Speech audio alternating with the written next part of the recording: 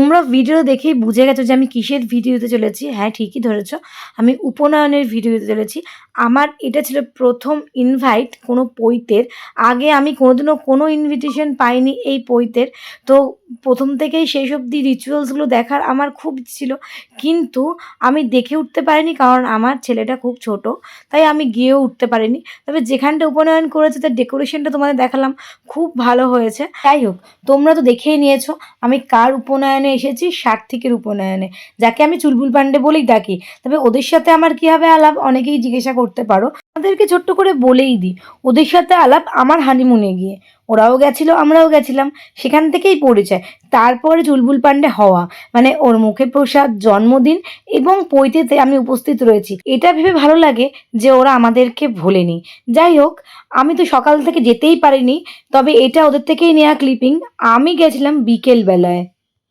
আমরা রেডি হয়ে নিয়েছি আর আমরা যাচ্ছি হচ্ছে পৈতের অনুষ্ঠানে। সকাল থেকে ইনভাইট ছিল, যেতে পারিনি কারণ কুটু ছোট, ওরমভাবে যাওয়া যায় না, তাই জন্য আমরা রাত্রিবেলা যাচ্ছি। আমি, কুটুর পাপা আর কুটু অফিস থেকে এসছে, আর আমিও রেডি হয়ে নিয়েছি এই ফাঁকে। তো এখন গাড়িও আসছে, গাড়িও বুক করে দেওয়া হচ্ছে, তো আমরা এখন যাব। এই যে কুটু কান্নাকাটি করছে, শুক্লাদিকে যেতে হবে, ওই জন্য শুক্লাদিকে তো ইনভাইট করে। ওই দেখো বাবা, ওই যে দাদাটা যাবে, ওই দাদাকেও নিয়ে যাবো। এই দেখো কান্নাকাটি করছে, আরে কাঁদে না পাপা। ওর কান্না টান্না থামে আমরা পৌঁছে গেলাম প্রফুল্ল ব্যাংকুয়েটে, যেখানে অনুষ্ঠানটা হচ্ছিল। ঢুকতেই দেখা হয়ে গেল সৌরভদার সাথে, মানে যার পৈতেতে এসছি তার বাবা। এই ডেকোরেশন ছিল অসাধারণ, খুব ভালো লাগছিল। এক কথায় বলবো, বিয়ে বাড়িতে কিন্তু কোনো অংশে কম নয়। তবে পৈতে তো বিয়েরই আগ মুহূর্ত না, সব কিছুই হয় একই রকম, শুধু বউটাই আসে না। কি ঠিক বললাম কিনা বলো? এত সুন্দর ডেকোরেশন দেখে আমার ছেলে কিন্তু কান্না একদমই কমে গেছে, উল্টে আমাকেই ডাকছে, আর শুক্লাদির কথা ভুলেও গেছে। হ্যাঁ, সেলফি জোনটা টপকেই চলে গেলাম ভেতরের দিকে, আর ভেতরে ঢুকেই দেখলাম অলরেডি লোকজন চলে এসেছে। আমরাই অনেক দেরি করে এসেছিলাম, কারণ গাড়ির একটু সমস্যা ছিল, রাস্তাঘাটে গাড়ি কম চলছে, গাড়িও পাচ্ছিলাম না, সেই কারণেই। তারপর ওইদিকে দেখা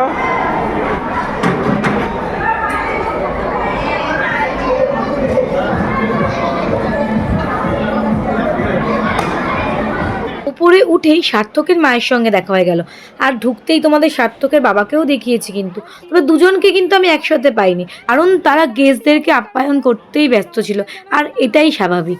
যাই হোক, চলো এবার তোমাদেরকে চুলবুল পান্ডে সার্থকের সাথে আলাপ করিয়ে দিই। এই ছোট্ট সার্থক দেখো আজকে কত বড় হয়ে গেছে, একটু লজ্জাও পাচ্ছে লোকজনকে দেখে। আবার ওর পাশে যখন বন্ধুরা খেলা করছিল, ওর কিন্তু ইচ্ছে করছিল খেলা করতে। একটা ছোট্ট মানুষ এক জায়গায় বসে থাকতে ওর ভালো লাগে বলো? সার্থক তার মায়ের কাছে বলেছিল রিনটিন তার পৈতেতে ভিডিও করবে কিনা।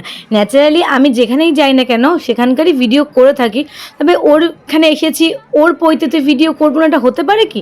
ও চাক বা না চাক, আমি তো ভিডিও করতে। আমি চুলবুল পান্ডের পৈতেতে গেছি, আর ওর সাথে ফটো তুলবো না হতে পারে? তাই আমি, কুটু আর কুটুর পাপা সবাই মিলে দাঁড়িয়ে পড়লাম ফটো তোলার জন্য।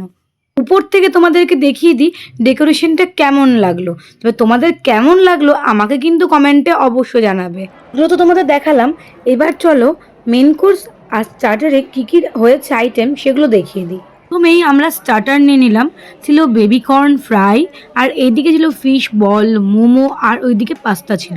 তো সবগুলো আইটেমই আমরা টুকটাক করে ট্রাই করেছিলাম। তবে আমার ছেলে এগুলো কোনোটাই খাবে না, ওর নজর ছিল মকটেলের দিকে। তাও আমি বললাম দাঁড়া আগে এগুলো নিয়ে নিই, তারপরে ওখানে যাব। তবে কফিও ছিল, কফিটা আমি খাইনি, কারণ সন্ধ্যের পরে আমি চা কফি খুব একটা খাই না, সে কারণেই খাওয়া হয়নি। এদিকে কুটু আমার কোলেই উঠেছিল, কিছুতেই নামছিল না। কুটু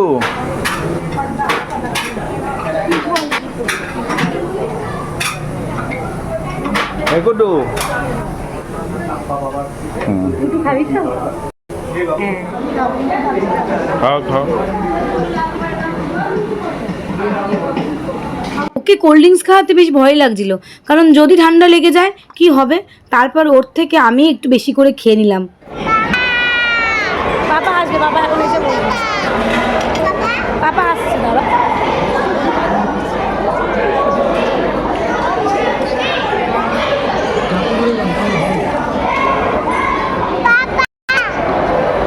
তবে কোথাও গিয়ে ঠিকমতো একসাথে সেম টাইমে বসে খাওয়া আমাদের হয় না।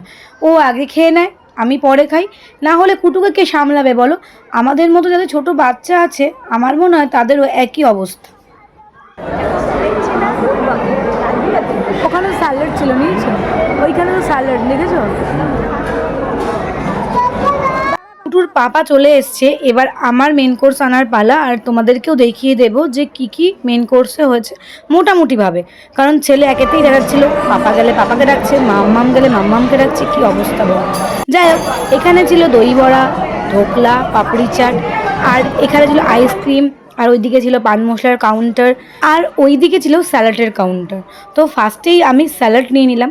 তবে অনেক রকম স্যালাড ছিল, যেগুলো আমার পছন্দ মতো আমি সেগুলোই নিয়েছি। তোমরা দেখতেই পাচ্ছ কত রকমের স্যালাড রয়েছে, তবে আমি বেশি ফেভার করেছি ফ্রুট স্যালাডটা, আমার খুব ভালো লেগেছে, তো ওটাই আমি নিয়েছি। আর কিছু পেঁয়াজ নিয়েছি, শসা নিয়েছি, যেমন হয় ওটা নিয়েছি। আর এইদিকে অনেক রকমের ছিল, তবে বিশ্বাস করো আমি এগুলো খুব একটা তাকাইনি, কারণ হচ্ছে আমার যেগুলো পছন্দ আমি সেগুলোই মেনলি নিয়েছিলাম। কারণ ওইদিকে কুটু খুবই কান্নাকাটি করছিল, ওই জন্য ফটাফট নিয়ে বসে পড়েছিলাম। আমি একবারই নিয়েছিলাম, ঠিক আমি চানা নিয়েছিলাম, তারপর পমফ্লেটে চলে গেছিলাম।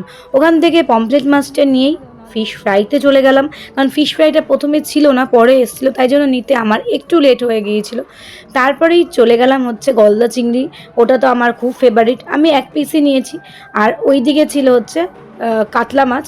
তো কাতলা মাছ যেহেতু আমি খাই না, আমি নিইনি। তবে আমার বর করছিল কি, মাঝে মাঝে যাচ্ছিলো, ও প্লেট ভর্তি করছিল আর আমার পাতে তুলে দিচ্ছিল, এবার তুমি যেটা খাবে সেটা খাও, আর আমার পাতে তুলো না। আর এদিকে আমার ছেলে ফিশ ফ্রাই খাওয়ার জন্য ব্যস্ত হয়ে পড়েছিল। আর ওইদিকে আমি পাপড়ি চাটটা নিয়েছিলাম, কিন্তু ওটা আমার খুব ফেভারিট ছিল।